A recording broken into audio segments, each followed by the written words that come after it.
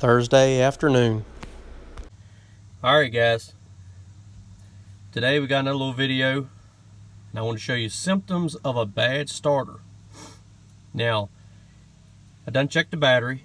It's got good juice in the battery, current.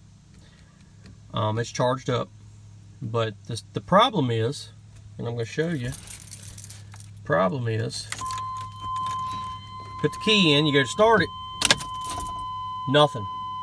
See how it does? You hear it?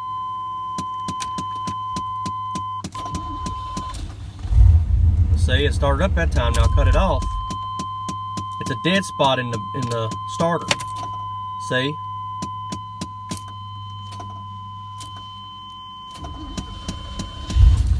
That starter will find a spot.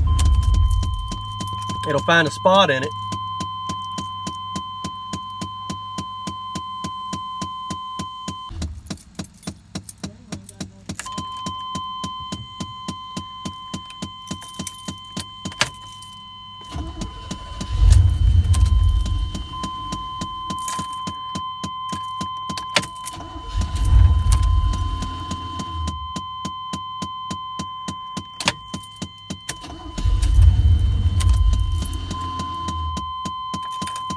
So what's going on is the starter has a bad solenoid on it, and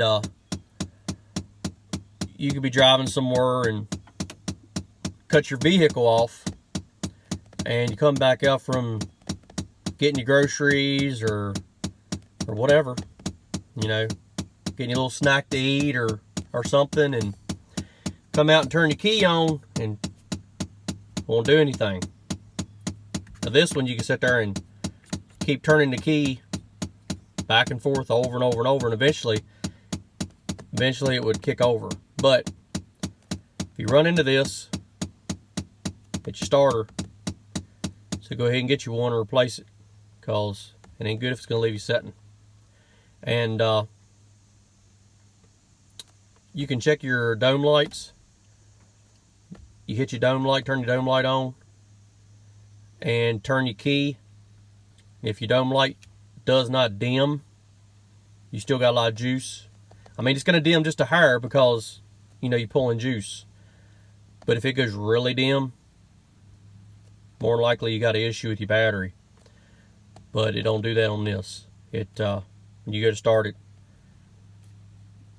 it won't do anything. It'll just click, and all your gauges will work, and it won't do anything. So it's a starter and it needs to be replaced.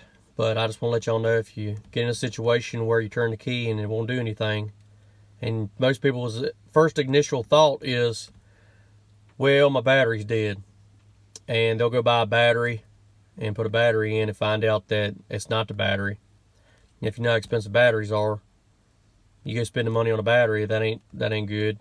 I mean, I guess it's good you got a new battery anyway, but if that ain't the problem, it ain't gonna help you. Also, another way to find out if it's not your battery and you have a problem with your starter won't turn over. You get resistance. The resistance comes back to your battery. So your battery's got juice to turn your starter, but your starter won't turn. So it builds resistance between these 2 points.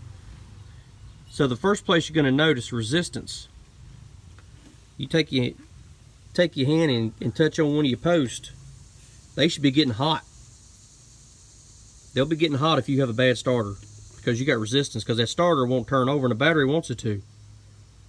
So these will get real warm, almost hot. Sometimes you can't even touch them. So that's another sign. So just, you get in a situation like this, pay attention to these little things. These little details can save you some money. These batteries ain't cheap. You won't buy one if you don't have to.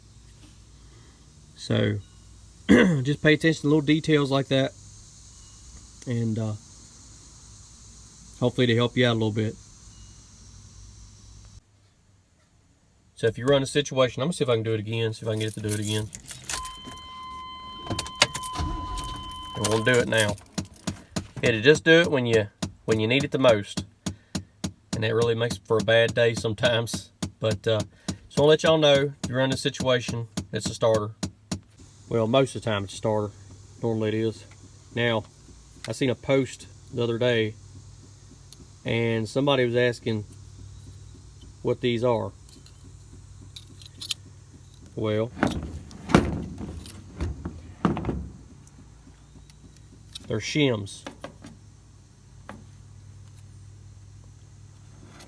And what these shims do is it shims the starter up away from the flywheel. So the more shims you put in, the further away to put it from your flywheel. And the reason for that is you don't want these gears to mesh too deep in your flywheel. So here's a diagram and instructions on shimming it using these shims off this starter. Saying take a 1/8 inch drill bit and put in there. I'll get back so y'all can read it.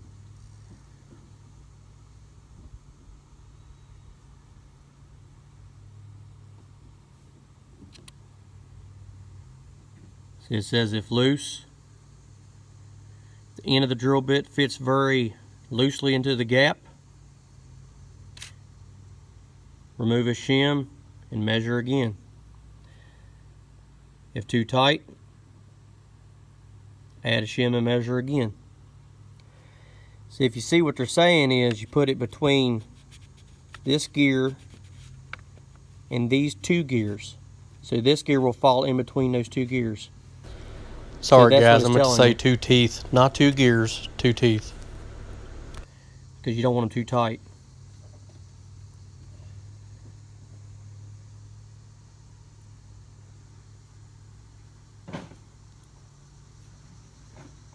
Good information, and a lot of people don't know that and they don't think about it.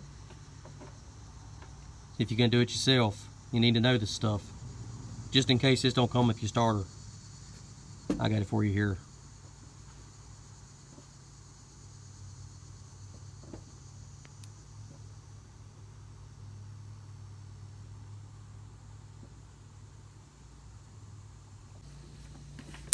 So whatever your truck has as far as shims, probably best to go ahead and put the same back.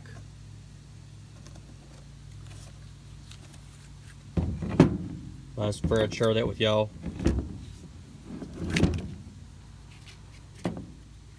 Went and got this new one at AutoZone. Made pretty good.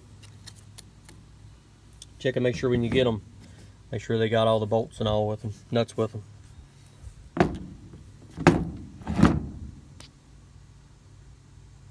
Alright guys, I'm going to wrap this video up. I just want to let you know some symptoms of a bad starter. Don't want you going buying a battery if you don't have to, and then finding out that it's not the battery. Can make your day even worse when you already have starter problems. Alright, thanks for watching. Like and subscribe. Thanks guys. Thanks again for watching.